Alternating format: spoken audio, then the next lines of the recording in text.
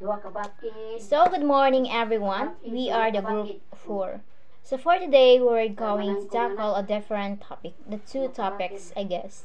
The Edgar Dell's cons of experience and the TPAC. So, hi class! So, I am your teacher Nina for today. So, for today, let's have a new topic that we were going to discuss.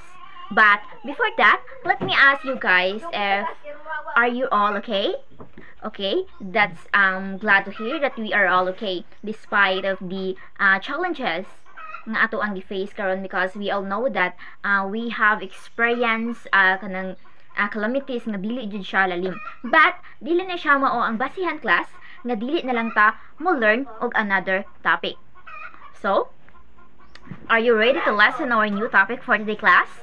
Okay, that's great to hear everyone. So our new topic for today class is all about the Edgar Dell's cons of experience. But before we formally start, let me ask you guys if who among of you can familiar about the Edgar Dell's cons of experience? Anyone? Okay, wala? Okay, so Edgar Dell's cons of experience. But before that, let us know first if who is Edgar Dell's. So Edgar Dell's known as the father of modern media and education, or also known as the father of modern technology. He internationally renowned pioneer in the utilization on audiovisual materials and instruction, and he also made a major research contribution and the teaching of vocabulary and testing readability of text. So, si Edgar Dell's siya ang founder sa cons of experience nga theory nga atong itakol karon. So, according to Edgar Dell's, so the cone is a visual analogy. And like all analogies, it does not bear an exact and detailed relationship to the complex elements at present. So, according to Edgar Dell's, ang cone of experience daw, ang cone nga iyang gihimo kay it is only a visual analogy. It doesn't mean nga sakto siya or detailed, exact detailed. But nagpasabot siya ang iyang giingon nga maura na siya ang basihan sa ato ang pagkat-on. So matako na din na siya class nganong niingon si Edgar Dell's anaon niya. So, in preparing to become a teacher, there are elements that should be taken into consideration. One way of putting it is the 8 M's of teaching, and each element contributes to ensuring effective instruction. So, in the Edgar Dell's cons of experience, nag-appeal siya og 8 M's. So, kani ko ng 8 M's, mao ko na siya ang dapat nato i-consider o dapat nato i-appeal sa atong teaching process. So, kani man gud siya, kaning 8 M's, mao ni siya ang mga elements nga maka-contribute to have a effective instruction. So, pinaagi ni ang mga students is dali ra makasabot if kung mauni ang imuhang gamiton nga mga elements. So first is the milieu. So unsa man ning milieu? So milieu, it is the learning environment. So which means the physical environment. Which means nga ang makita sa mga bata. During our teaching process class, since we are a future educator, so ang milieu is usa sa ato ang gamiton. It is because, let's say for example, ang imuhang topic kay the 3 layers of the earth. So dapat ang makita sad sa mga bata nga mga visual is related sad sa imuhang topic nga 3 layers of the earth. Alangan man sad nga mabutang ka diha og visual nimo nga nag-focus sa parts of the plants. So dapat if unsa ang imuhang topic, mausad ang visual nga imuhang ibutang dinha sa atubangan, mausad ang ilahang nakita. Second nga M kay matter. So unsa man dining matter? So matter, it is the content of the learning. So meaning if you should consider sa content nga imong ihatag sa mga students, let's say for example, ang imong gihandulan kay grade 1. And then ang imuhang content ignaapil na kadiha og 3 layers of the earth. So di ba dili dayon na masabtan sa mga bata kay dili pa man kayo sila kahibaw or wala pa man kayo sila alamag sa kanang about sa earth. So di ba nga ang kanang 3 layers of the earth kay grade 6 ra na. So if unsa nga grades ang imuhang gihandulan, i-relate sad ang topic nga imuhang ang i-discuss. So understand class? Okay, that's great to hear. And then, ang ikatulo kay method. So, the teaching learning strategy. So, unsa ang mga strategy nga imuhang paggagamiton para ang students kay dili magluya o magduka o makasabot pag-ayo sa imuhang discussion. So, we all know that we're focusing on technology. So, this is mean that pwede tamo gamit og technology in terms of our teaching process. So let's see, for example, the teaching method and strategies that you will use in your teaching process is that you are going to show a video or a story entitled The Lion and the Rat. Then after that, you were going to ask them a question of what they have learned in that story. So through that way, nang your discussion kay interactive siya. So mauna siya ang learning at strategy nga imuhang ginagamit. Next kay material. So material is the resources of learning. So if unsa ang material nga imuhang gigamit. So pwede nato gamiton ang technology sa ato ang learning process. Next kay media. So ang media, it is a communication and teaching and learning. So, through media is pwede nimo siya gamiton sa imuhang teaching process. Let's see, for example. Unsa may example sa media? Okay, kanang YouTube. So, YouTube, pwede nimo gamiton ang YouTube nga patan-awon nimo ang mga students og videos nga naay magstorya. So, in that way, ang mga students kay maka-learn rasad sila through sa video. Next kay motivation. So ang motivation kay arousing and sustaining interest and learning. So we all know kibaw naman ta no if unsa ang motivation. So ang motivation kay mauna siya ang i-motivate nato ang mga students para dili sila magluya o magduka sa ato ang teaching process, sa ato ang discussion or sa ato ang klase. So we can use technology or media in terms of motivation. So let's see, for example, ikaw nga pagka-teacher is dili ka mukhibaw, musayaw o mukanta. So we can use technology through video. Imo silang patan-awon nga nay nagsayaw-sayaw diha nga imuha silang pasunon. So in that way, technology is kanang very useful kay siya in terms of motivation nga part. So next kay mastery. So mastery, it is the be-all and end-all of learning. So meaning, it is the deep understanding and application of knowledge or skills. So imuhang i-apply based sa imuhang nakatunan sa discussion. Ang imuhang knowledge and skills nga imuhang nakatunan kay imuhang nang i-apply into real-world situation. So let's see, for example, I am the teacher. And I will discuss about the how to grow a plants. So me as a teacher, ang akong ipabuha sa inyo or ang akong ipa-apply kay padadon ta mo og seeds.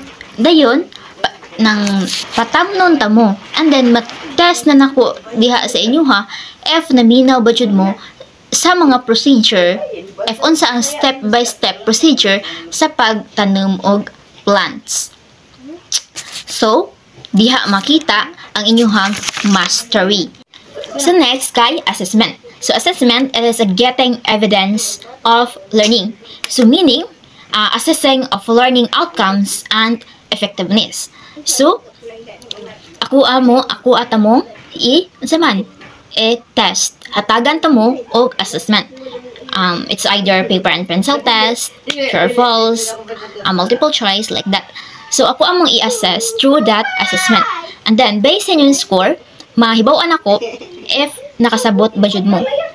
And then if kanang dagko mong score, makuan ako nga naminaw jud mo or nakasabot jud mo, nasabtan ba ninyo ang gi-discuss. And then if gamay mong score, ako ang i-evaluate if unsa pa ang kuwang. Adiin ko nagkuwang, sa ako ang discussion.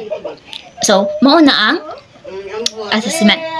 So, mao to siya guys, ay class. Mao to siya class ang 8 M's of learning. So, mao to siya class ang 8 M's of learning nga dapat nato siya i-consider or i-apply during our discussion process or teaching process. So, ang katong 8 M's of learning class, there are very useful. But ang kuan jud ato kay katong number 6 ba to? Ang katong media. So, it is because ang media mong good, since we are talking about the technology, ang media is usasad siya nga atong gamiton sa pagtudlo. So, let's see for example, nga ako ang example ganiha kay, ang example sa media kay YouTube. So, di ba sa YouTube, we can learn. So, as a teacher, if ato silang play ng patanawon og video diha ng gamit ang YouTube, kay ang mga students kay makakuha sila og information. Because as they have said, that technology is a teaching tool. So, maka-learn ka through media or technology. So, this is the Cones of Experience class that proposed by Edgar Dales. So, according to Edgar Dales' class, the cone of experience is a visual model, a pictorial device that presents bands of experience arranged according to degree of abstraction and the degrees of difficulty. The farther you go from the bottom on the cone, the more abstract the experience becomes. So, as you can see, class, nga ang cone, nabahin siya. Naa siya concrete. Ang concrete, naa sa ubos. And then, ang abstract, naa sa high. So, unsam din yung abstract and concrete, class. So, mag-una ta sa concrete. So, ang kaning concrete is mauna siya ang more on experience or hands-on learning or learning by doing. And then, ang kaning abstract, naa siya nabutang sa high. So, ang kaning abstract, it means that magkanaw-tanaw ra ka, magbasa-basa ra ka, or imurang madungog, inana siya. Mao na siya ang abstract. So, niana si Edgar Dales' class na mas effective daw ang concrete or kaning na-experience dyan na to. Kay dili man daw nato dali malimtan og nagamit si dato ang ato ang tanan nga senses. Dan sa abstract, ngay wala ra kaayo. So, passive ra ang abstract. So, according to Edgar Dales, this rootless experience will not have the generative power to produce additional concepts and will not enable the learners to deal with new situation that she faces. So, according to Edgar Dales' class, kay kung wala kuno na nimo na experience, kay dali ra na nimo malimtan or wala ka na engage ana nga certain situation o wala ka diha nga situation. So, mas makakat-on daw ka or masabtan jud nimo og dili nimo dali malimtan kung naa ka diha nga situation or ni-engage ka na or ikaw mismo ang nibuhat ana. So, mao nay giingon ni Edgar Dales. So now, let's tackle the different bonds cons of experience. So first is the direct purposeful experience. So when we say direct purposeful experience, it is your all senses are involved. Meaning, ikaw mismo direktang nakakita, nakahikap, or ikaw mismo ang nagbuhat ana. So, naa diha jud na belong ang learning by doing. Ni-engage jud ka ana nga certain situation. So next is the contrived experience. So contrived experience means it is a representations, mock-ups, or copy-paste. So from the word itself, contrive, it is a gisuon-suon ra siya or artificial things to make a kanang real. So let's see for example, let's tackle about or nagtopic ta og about sa ang the solar system. So alangan man sad nga dadon tamo didto sa ato ang outer space para makita ninyo if unsa jud ang porma sa ato ang solar system. So instead of that, maghimo na lang ko og diorama para ma-present nako sa inyo ha nga mao ni ang ato ang porma sa ato ang solar system. So contrive ra siya gaya-gaya lang para naay ma-present into real. So next is dramatized experience. So dramatized experience is you are going to participate in a reconstructed experience. So for example as role play. So let's say for example you are going to role play past events or historical events. So ikaw nga nag-role play is mahibaw-an jud nimo if unsa ang mga nahitabo sa past.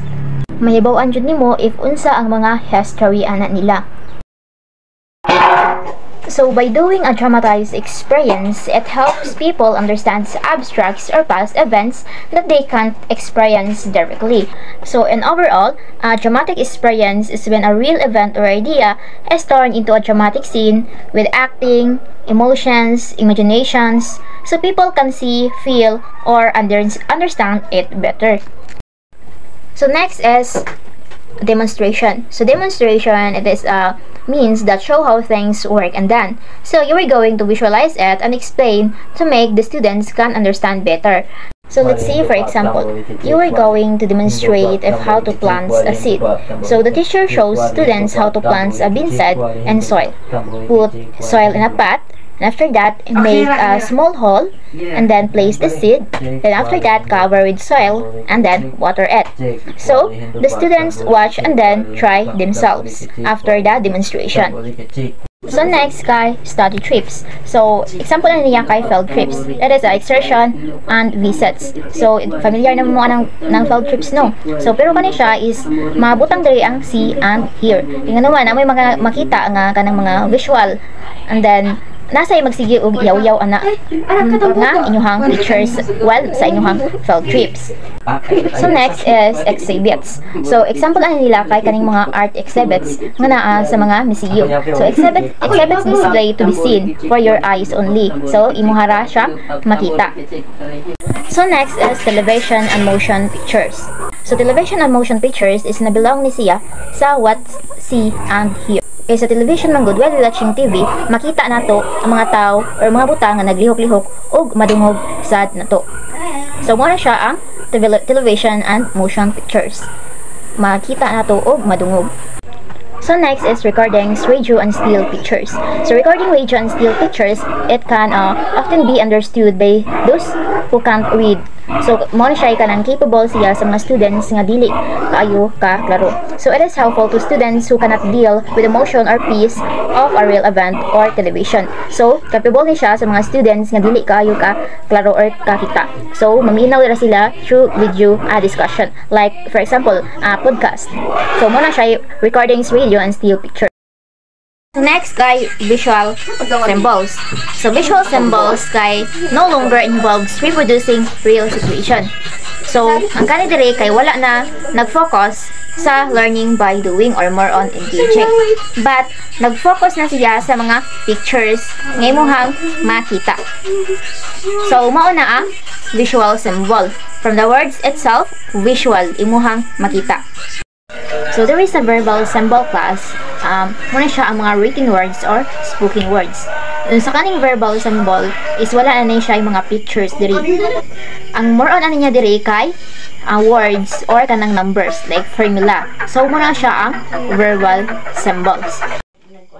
So that's all the 10 bands of Edgar Dale's Cons of Experience.